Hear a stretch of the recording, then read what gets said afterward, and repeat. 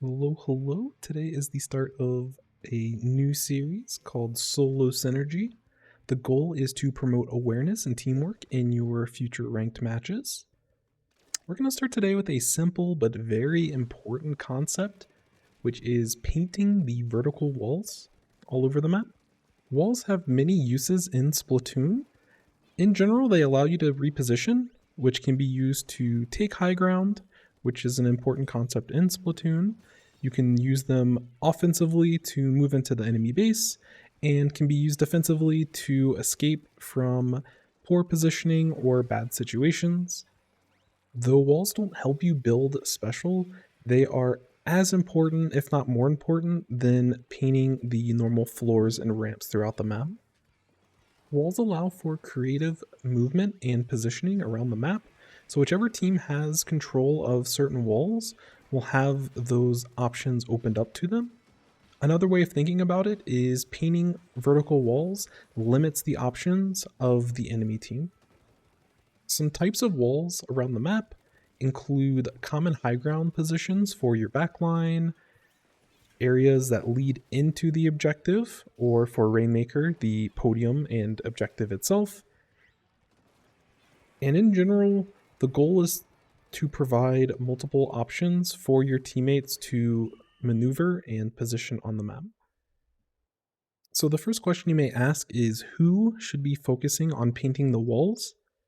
In general, everyone on the team should be looking to paint walls throughout the course of the match, but each weapon has its own strengths and weaknesses when it comes to painting the walls. If we take a look at all the weapons, they have different attributes generally in terms of their painting. So in terms of things that paint fast and get large amounts of coverage, usually that's going to be like all of your shooters. It is easy for them to get that paint down, and especially weapons that have burst bombs as well. So like splash is, if you're a splash player, you should really be looking to get that paint down and get those walls painted for your teammates. But in general, most shooters can do this either self-sufficiently or for the rest of their team.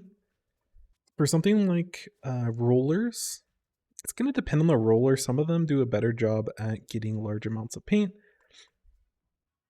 and some of them might be a little bit quicker. So obviously the carbon is going to be quicker than something like dynamo, but they have different techniques to be able to get paint onto the wall. If you don't know, all rollers, if they have their roller form out, they have the ability to jump onto a wall and get paint, which, for a large wall, it's not going to help that part of it. So they're going to need to, in most cases, ideally use the vertical flick to get up a large vertical wall. But in certain scenarios, this amount can give you enough to do a squid roll and get you up there. For these smaller boxes, this can do enough to get you up there. So if you don't use that as a roller player, this is a nice way to scale the vertical for yourself, and it can help paint for teammates because it does do a good amount of coverage, but it is a little bit awkward to have to get out. So only really use it when you need to. Chargers they can do a decent job of painting kind of single lines for themselves, and they can go through a long vertical wall. But, tap shots are really awkward, and the biggest thing about painting vertical walls is the speed. So if they're taking pressure, if they're getting chased by someone and they need to climb a wall, they're not going to have time to charge up their weapon, take the shot, and move into position. Sloshers actually do a pretty good job, maybe not the blob, but something like the X-Splosher, the machine, basically every slosher does a pretty good job at getting paint coverage on the wall. So if we take something like the X-Splosher as an example, it can paint, it has really good coverage, but it's relatively slow. So again, if you're running from an enemy and you have to paint this wall in order to climb up, that's a lot of time for someone to catch up to you and get to you before you're able to get paint on the wall and then climb after. but they do have good coverage, so just passively throughout the game, if there's important walls that you need to cover, Xplosher can do a wonderful job of it, but they don't do a good job in terms of fast-paced, high-pressure situations. You know, they're going to struggle with getting paint as they're moving and as they need to climb immediately, which is, again, you want to get that paint down on the verticals before you actually need it. Some Splatlings do a good job, so something like the Mini can actually paint this pretty fast and go up pretty fast, but there is a charge time that has to be taken into consideration. For Mini, it's not, for something like the Mini, it's not too bad, but if you think about something like Hydra, for example, Hydra has quite the charge time. In order to get that, it's quite slow. So, you know, when they're getting rushed, they can do it in a pinch, but ideally they're not looking to have to paint the walls for themselves. But, you know, similar to the Xplosh, if they have time and can get paint on the wall, they can do it, you know, ahead of time. But it takes a lot of time for them to charge up a shot long enough to get that paint. So ideally they're not going to be the ones that want to be doing that for their team. Dualies can paint walls pretty well, similar to shooters, but it can be a little bit awkward.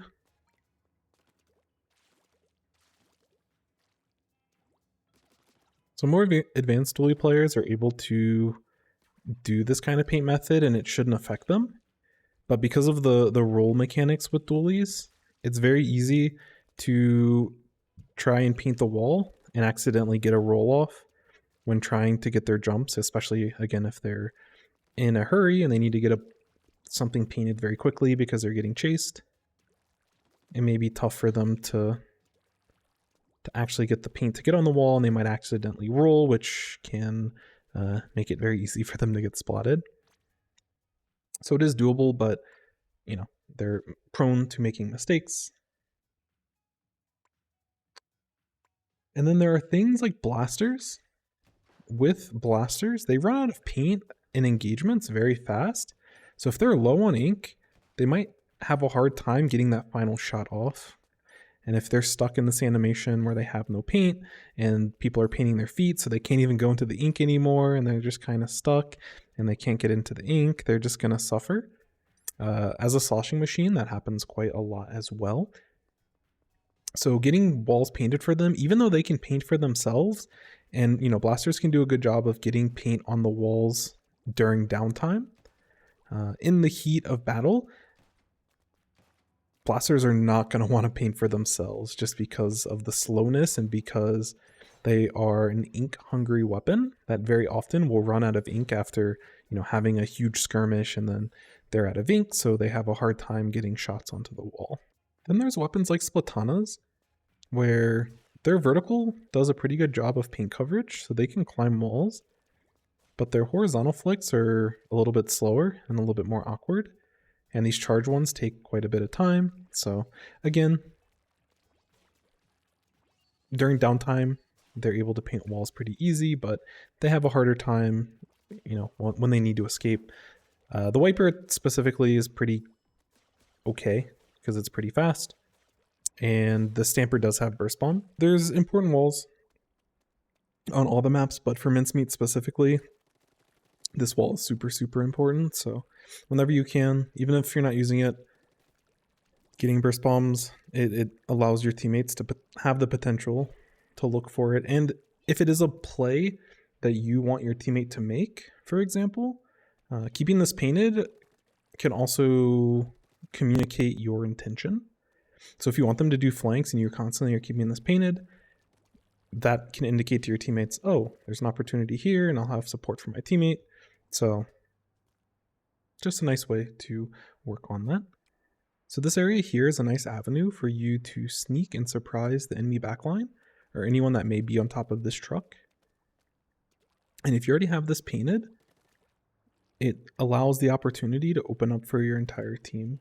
Because if you're going and then you're shooting and painting, you know, whether it be for you or a teammate, that is high noise and easy to spot out, and it gives time for these backliners to move. But someone moving in stealthy with Ninja Squid, or if someone's just too far forward and is overcommitted. If you have this pre-painted for your teammate, this is a nice way for them to push. So even if you're not pushing this yourself, let's say that you get a wipe and you want to start pushing this right side, you can just get a burst bomb as you're moving forward to the right side. That way it opens up the potential for your teammates to use that in the future. On Clam Blitz, we have this little dot block here that's really nice as an option to either jump onto their plot, or if you don't want to commit that deep, you can also use Squid Roll and start, moving over to the plot area. That way you have some more distance. If you can keep specifically this side of the wall painted, if I'm the enemy team and I'm fighting and everything, I'll paint a lot of different areas, but I'm not going to think to paint this all that much unless you're super aware of it. Realistically, they'll paint this as an escape route, which they can use this as well, but usually the safer route is going behind like that. Additionally, if you keep this area painted as well, it allows for people to very quickly get into the enemy team base without having to paint it themselves. Little things that you can do for your team. Again, especially as a splash player, you can get a bomb here, you can get a bomb there. Taking the spinner is super, super important. So keeping this painted provides options. You can use this space to get some vision on the enemy and figure out, where they are, so that before you drop down and kind of commit on them. A lot of times in Clam Blitz specifically, people will always be sitting here. So you need to be a little bit careful when you're pushing it yourself. But again, giving your teammates options to attack that side. For something like a Tetra, they can just use this area over here and just roll and get behind and start attacking. For someone that's taking this kind of jump, they'll take this way to hit this backside. And for other people that are pushing with you onto plot, if that's the route that you're taking, they can either go above and get shots, or they can go in front and get shots. Having multiple different angles of attack can help a ton, because if you have like a Tetra on your team, that's going to flank, that far side, and you're pushing with them. It opens up multiple routes and it keeps the enemy guessing. If you're defensive, as I was mentioning before, if you're in defensive mode, especially again as a splash and a crab, this is a great place to use your crab in order to stop pushes that are coming through this ramp. So a lot of times you're going to want to keep this area painted, but just universally, anything that's relatively short range or mid range, love sitting in this exact spot, love sitting on this exact wall. So that's a nice tip. If you're ever pushing it, make sure that you check this whole wall when you're pushing. If you're pushing out and your team is kind of coming off spawn, you've lost mid, even if you don't take this wall, even if you're kind of pushing out because you can start moving to this left side because there's enough space and everything, even if you don't sit on this area, if you have a quick second to just throw the bomb as you're trying to move forward or whatever, it can help for other teammates that are coming in later that may need to use this wall at a future time. I wouldn't recommend painting this back wall at the very beginning of the game, because it's not that important. It's much more important to paint for specials and be present in mid for that initial engagement. You should expect to know where your teammates are going to be pushing, so anything that you can do to provide them quick ways, especially the front line, give them quick ways to move into position is always super important. 1 or 2 seconds in different moments can help a ton. And as we've gone over, certain weapons like a blaster or a machine, after an engagement, they may not have a lot of paint. So, in order for them to get paint over here, like paint their way to this area, paint this area, and do all this, you can save them a whole lot of time and a whole lot of headache. So that instead of getting here with about half their tank and they still have to refill in order to use a fizzy bomb, because fizzy bombs are a lot of ink usage. If you have that already painted for them, they can get into here and actually have fizzy bomb ready. They're there faster and they can apply pressure even faster. This middle area is also super important to keep covered your paint. So there'll be spots where people are scrapping especially a lot of really short range weapons, will sit along this wall and will shark this wall. So a lot of times they'll take fights and they have to take cover right here. And if this isn't already painted for them, this part of the wall, you know, this exposes them, or they have to waste ink that they may not have after a skirmish, and can, you know, make it harder for them to have different options to escape or to attack the enemy.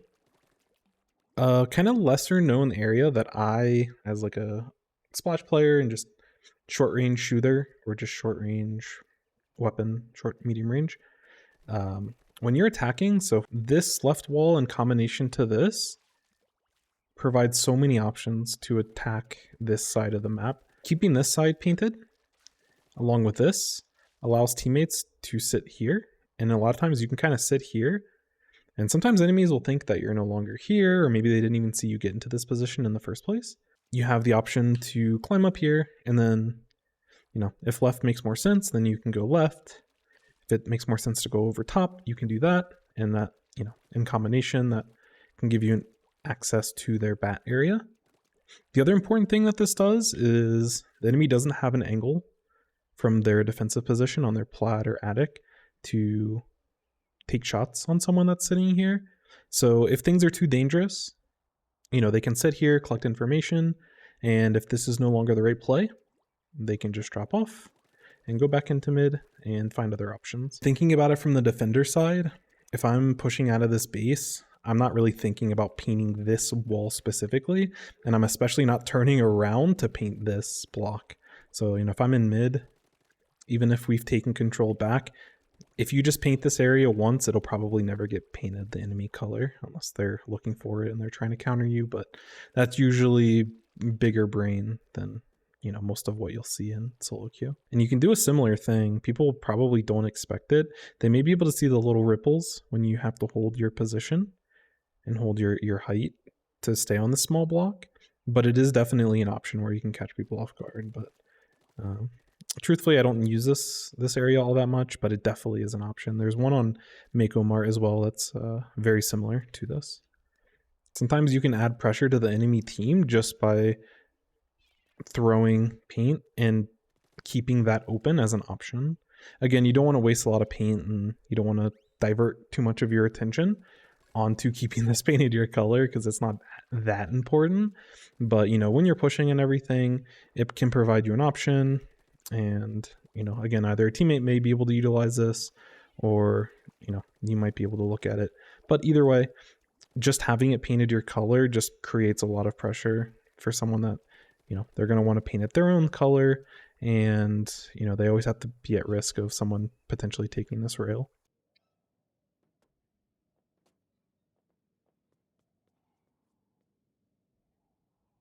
So the most important wall to paint in all of Splatoon for your teammates are these Rainmaker podiums. Paint them. Save the step for your Rainmaker carrier and make them. If your Rainmaker carrier ever has to shoot a little shot in order to score, you should feel bad. Don't make them do that.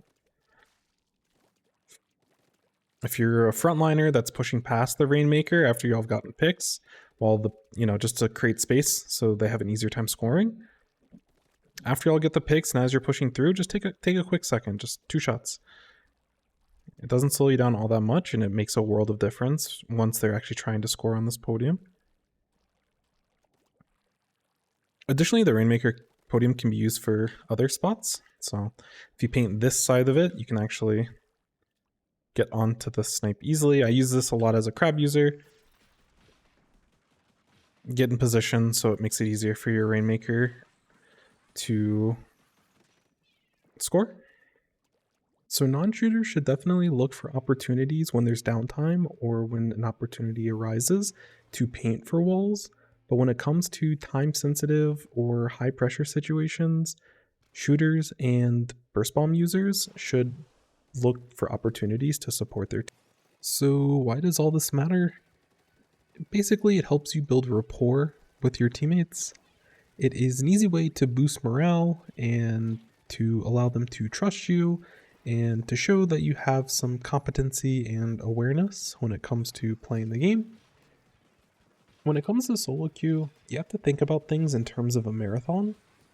Yes, doing a better job at painting walls in most cases won't change losses to wins, but consistently in your games, you can prevent an extra death from a teammate or allow them to have increased odds in an aggressive engagement because they have more options, or you've limited the options of the enemy team. And those small fractions and those small percentage points that you get from proper play will allow for higher powers over the course of hundreds of games that you'll play throughout a season. It's also nice just to have each other's backs. At the end of the day, it is 4 people working together on a team, so anything you can do to make the experience more pleasant, often that'll get reciprocated. You'll feel better about your play because you know that you're having a direct impact on what your teammates are doing. And the more conscious you are about these things, very often people will start being conscious themselves. And that helps build that awareness and helps build the actual teamwork that happens when you're in an environment where you can't communicate with your teammates. So remember to paint those vertical walls, not just for you, but for the rest of your team. And together we will continue to make the solo queue environment a more desirable and pleasant experience for all. Until next time.